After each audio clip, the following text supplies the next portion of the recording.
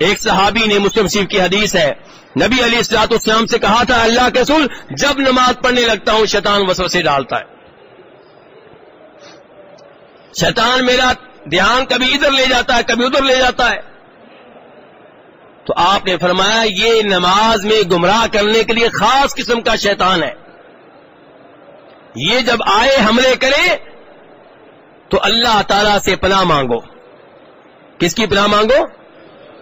تو کیا پڑھنا ہے؟ اعوذ باللہ من الشیطان الرجیم 3 بار پڑھیے میرے بھائیو، اعوذ باللہ من الشیطان الرجیم. کب؟ نماز سے پہلے کہ نماز کے بعد؟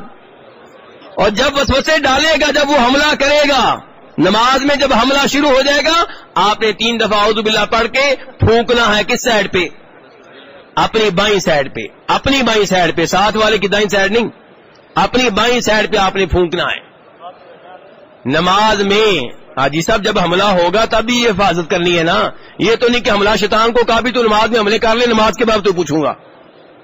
وہ نماز کا بیڑا غرق کر رہا ہے تو نماز کے دوران ہی اس کا مقابلہ کرنا ہے، اللہ سے مدد مانگنی ہے. اعوذ باللہ من الشیطان الرجیم.